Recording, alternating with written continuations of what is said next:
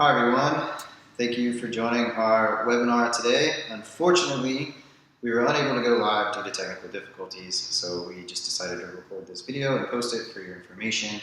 My name is Kurt Eberhardt, physical therapist with Encore Physical Therapy. And I'm Tisha Orr, the physical therapist assistant. And today we're going to talk to you about the shoulder complex, some common injuries and treatments, and we're just going to go ahead and get right into it. So stay tuned. Okay, so let's talk about the shoulder. Today's discussion, we're going to talk about basic anatomy of the shoulder, some common injuries that can happen, and also treatment strategies. So let's talk about the components of the shoulder. So the shoulder is a ball and socket joint that consists of the humerus, scapula, and clavicle. There are tons of muscles that connect to the shoulder, but the main ones that people talk about or think about with the shoulder are the rotator cuff, bicep, tricep, and deltoid. There are also many ligaments and cartilage, but for today's discussion, we're not really going to dive into those. So there are also a lot of common injuries that happen to the shoulder, but for today we're just focusing on the last four on the screen, which are rotator cuff tear, the labrum tear, the subacromial impingement, and osteoarthritis. All right, so in terms of the rotator cuff is made up of four muscles: the supraspinatus, infraspinatus, teres minor, and subscapularis. And the function and purpose of this group of muscles is mainly for shoulder stability. And they also help raise and rotate the arm, and they are responsible for the fine-tuning movements of the shoulder. So as you can see here on the left, we're looking at the shoulder blade from the back. So you can see the supraspinatus, infraspinatus, and teres minor, which are our main external rotators. And then on the right, we can see the subscapularis, which for this view is if we removed the chest wall and we're looking through from the front. And this is our internal rotator. So this is a visual example of a rotator cuff tear. This would be considered a complete tear because it goes all the way through the supraspinatus tendon. You can have incomplete, which are just partial tears, and rotator cuff tears are graded small, medium, large, and massive, and it depends on how big the tear is. So 0 to 1 millimeter would be considered small, 1 to 3 medium, 3 to 5 millimeter large, and then massive generally would involve two tendons, so a complete tear of one tendon and at least a partial tear of another. Next up, we're going to talk about the labrum and labrum tears. So the labrum is a ring of cartilage that helps stabilize the joint by deepening the glenoid cavity about 50% and increasing congruency. So the glenoid cavity is where your humerus meets the shoulder blade, and so it is fairly flat, semi-rounded, whereas the head of the humerus is really round like a ball. So what the labrum does is it helps deepen it by attaching to the humerus, and it also helps with stability in the terms of it has sort of a vacuum-like component where if there is a tear in the labrum, it kind of releases that vacuum seal and allows the shoulder to move a little bit more than it should. If you think about if you opened a bag of coffee and you hear the air entering the bag of coffee, that would be very similar to a labrum tear. So there's two types. There are two main types of labrum tears. We have the Bankart lesion, which you see on the left, and the slap tear, which you see on the right. The Bankart lesion is generally anterior inferior, and that means in the front and below. And you see this most commonly with a shoulder dislocation.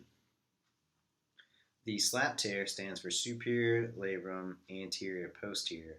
So superior meaning on the top, and then anterior posterior meaning that the tear is going both forward and backward. So if you think about opening up a Ziploc bag, that would be a good visual example of a slap tear.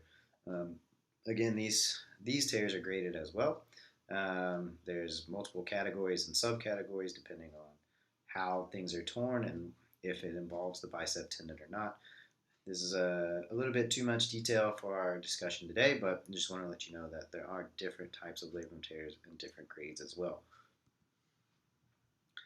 Next up, subacromial impingement. So what happens with a subacromial impingement is we have compression of soft tissue structures between the humeral head and the underside of the acromion, which is part of your shoulder blade. So generally what happens is our muscles aren't working properly to depress the humerus as we raise our arm. So we aren't creating enough space for those soft tissues as we lift, and therefore they get pinched.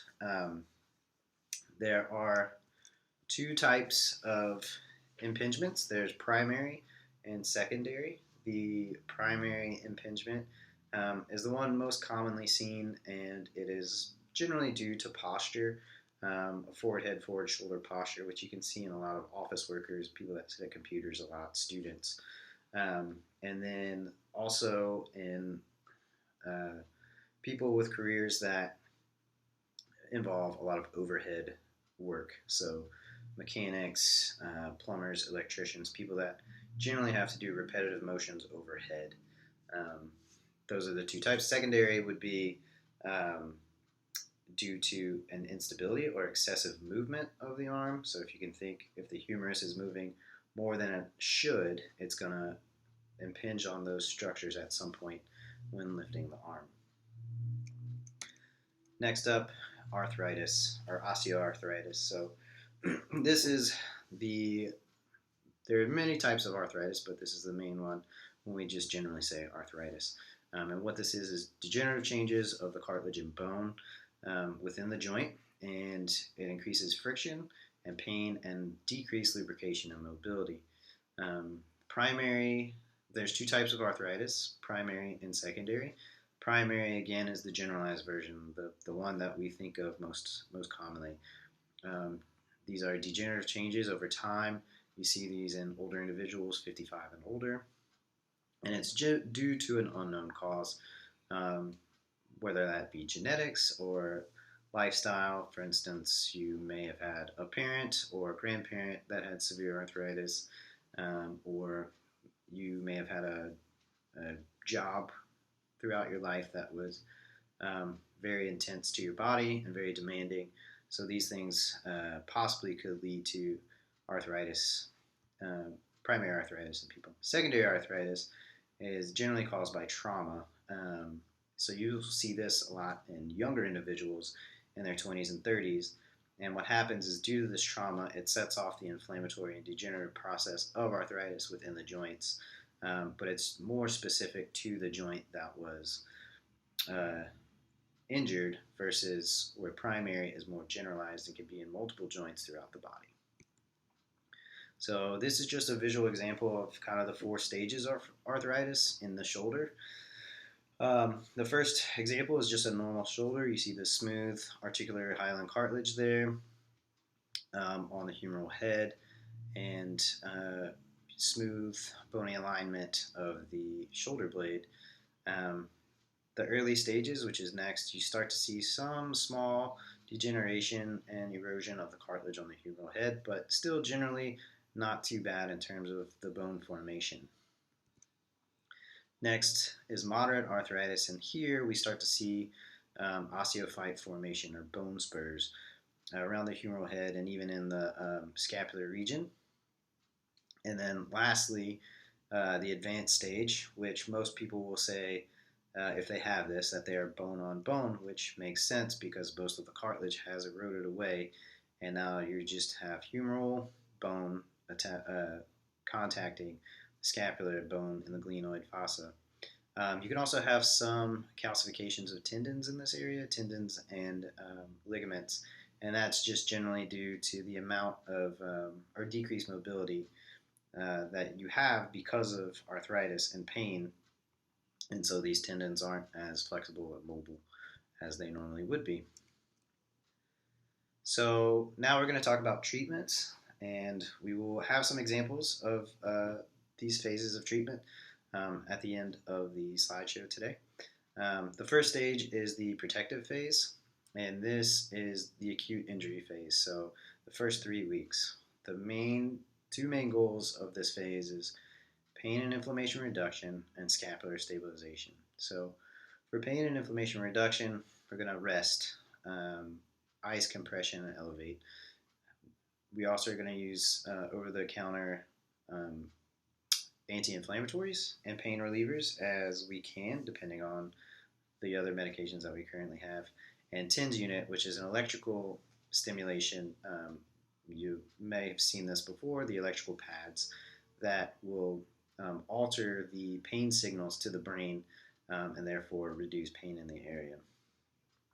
With scapular stabilization exercises, we really want to start with isometrics.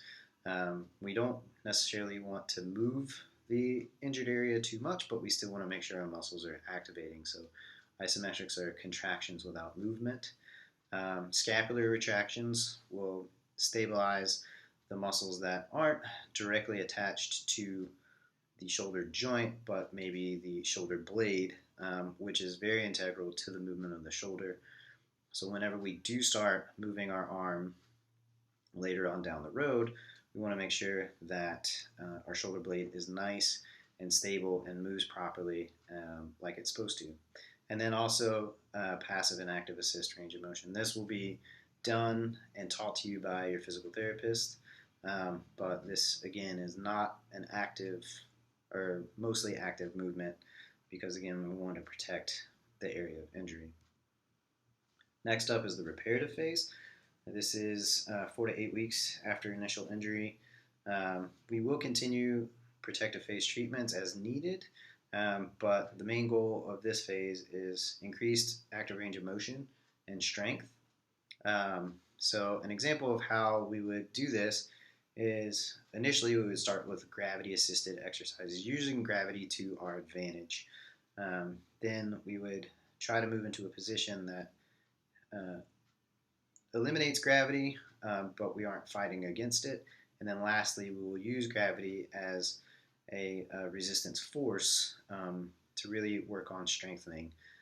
We also work on stretching as a way to increase range of motion. And then again, we can add additional weights and resistance to exercise by using hand weights or resistance bands. And the last phase is considered the remodeling phase. This phase really focuses on function and making sure that our movements are biomechanically correct and therefore we're not going to re-injure ourselves. So again, we will continue reparative phase treatments as needed, and we'll focus on functional activities or ADLs, activities of daily living. So house chores, such as laundry, doing the dishes, gardening, any other thing, maybe even like work activities, recreational work activities. Sometimes these activities involve impact through the arm. If you think of like a carpenter who has to hammer, or people that enjoy playing tennis or golf or any other sport. So we will, as physical therapists, we will work on these specific activities and making sure that A, the injury site can handle the demands of the activities, and B, that the person doing these activities are performing them properly and are not going to put themselves in a position to re-injure the shoulder. Okay, so in summary, the shoulder is a complex ball and socket joint with multiple components, but it also does have excellent mobility. A big thing to remember is that not all injuries are created equal. Sometimes you may require surgery for a shoulder injury, but some can also be treated conservatively just with PT. Also, one injury can coincide with or even cause another injury. So for an example, it would be an impingement causing a rotator cuff tear. So it's really important if you do hurt your shoulder to go to PT or see your doctor soon so it doesn't get worse or make another injury happen. Okay, so why should you choose PT? Well, because physical therapists are movement experts. They have to get a doctoral degree in the area of physical therapy, which gives them the ability to diagnose and treat musculoskeletal injuries of all types without the use of imaging. They also have an extensive knowledge of human anatomy and specialized training in the area of orthopedics. And a lot of times, PT is the first choice of treatment by doctors when it comes to musculoskeletal injuries. So a lot of times doctors will actually send you to PT before they order imaging. Also, if you didn't know, Oregon is a direct access state. So you can actually come to PT without a referral of a doctor, which makes it nice. Also, PTs work closely with physical therapist assistants in the development of individualized treatments. So what is a PTA? Well, PTAs earn an associate's degree from an accredited PTA program. They also have to do the licensure exam like PTs do to be able to be licensed in whatever state they're practicing in. PTAs work under the supervision of a PT, but PTAs can be a part of a patient's entire treatment plan, except for the initial evaluation has to be done by a PT, and then once a month, PTs need to check in with patients to do progress reports. But just like PTs, PTAs have an extensive knowledge of human anatomy and body mechanics. So that's it for our slideshow. Now we will go over some exercises. So now we're going to talk to you about the treatments that we discussed earlier and give you some examples of 3 different types of exercises that we would do in each phase. So with the first phase, which is the protective phase, again, we're not trying to do too much range of motion. We really just want the tissues to heal, but we want to get the muscles working. So we're going to start with isometrics, okay?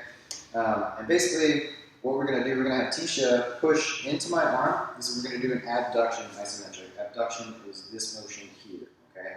So what I'm going to do is I'm going to have Tisha bring her elbow right next to her ribs, and I'm going to give her pressure on the outside. I'm going to stabilize on this opposite side. She's pushing into my hand. We're holding for about 5 seconds, and then she's going to relax, okay? And then we're going to repeat. And she's only pushing about 50% strength. We're not trying to punch a hole through the wall or anything like that. We're not trying to really stress our muscles too much. We just want to get them activated so they don't deplete while we're in this phase. Okay? We can also do a multitude of different directions. We can do flexion, we can do extension, and also the rotations. The other thing that we want to do in this phase is scapular stabilization. And the reason we want to do that is because eventually we are going to be moving our arm and our shoulder, but we need the shoulder blade to be nice and stabilized. So what we're going to do is have Tisha go ahead and turn around for us. And so what we're going to do is she's going to squeeze her shoulder blades, but she's not going to squeeze them directly together. What we're going to do is down and back. So think about putting shoulder blades in opposite back pockets. So go ahead for us. Good. So as you can see, she's bringing her shoulder blades down and together this direction. Okay? And the reason we do that is to make sure that the upper traps stay nice and relaxed so we don't impinge these tissues and, again, create stress to the shoulder that is already injured. So for our next phase, which is the reparative phase, we will continue on with previous exercises from the previous phase as much as we need, and but during this time we're going to want to transition into strengthening and range of motion. So like I said in the presentation, we want to start with a gravity assisted exercise, transition to gravity neutral, and then lastly against gravity. So today we're going to show you the horizontal abduction for the shoulder, and the way that we're going to have gravity assist with this is we're going to do it laying down on our back. So Tisha is in supine position. What she's going to do, she's going to raise her arms above her, and she's going to bring those arms out to the side, squeezing the shoulder blades, okay?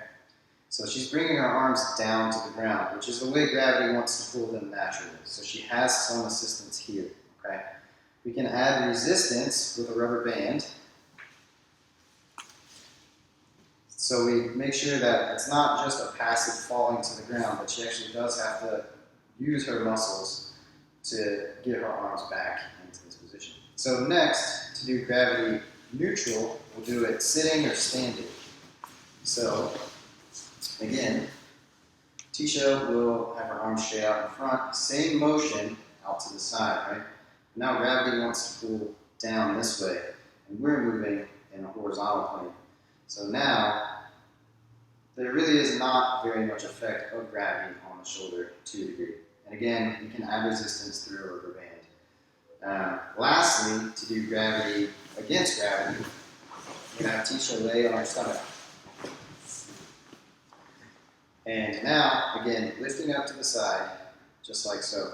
So what you can see is she's isolating this one side. She's only using her other side. And she's going against gravity. Gravity is pulling down, she's lifting up. Okay. We can also add more resistance to this by using hand weights or again resistance bands. Okay. With our last phase, the remodeling phase, this is when we really want to start focusing on functional tasks, recreational tasks, things that the patient would like to get back to in their everyday life. So we're going to use the example of tennis. We're going to pretend Tisha plays tennis and she wants to get back to her league. So we really want to just make sure that she can handle the equipment that she's going to be using and that she can take gentle impact through her arms. This is going to be the first part. So we're just going to have her hit the tennis ball to herself in the air, like so. And as you can see, she's having to adapt as the ball travels in different planes, in different areas. She's having to reach far, she's having to reach close, and she's taking impact through the racket. Okay. Next, we would make sure that she can actually do a full swing, and that's appropriate, and it's not going to cause any injury. So what we would do is just have really short, kind of play pepper with the ball. Little short distances where I would toss, she would hit back, just very gentle. And again, having to adapt. Okay. She's not going through a full swing right now, but eventually we would work our way up to that. If you were to do this by yourself, again, you could hit against the wall. You could work on forehand and backhand. Also, work-related tasks fall into this phase. So, for instance, if someone were a roofer or a painter and would have to carry a ladder, we would also work on those things. Make sure that they can carry the ladder and still be able to climb without hurting their shoulder. So that's it in terms of our treatments and our presentation. If you have any questions, just go ahead and comment and we will try to answer them as quickly as possible. Thank you everyone for watching, and again, sorry for the technical difficulties. Hopefully we won't have that issue next time.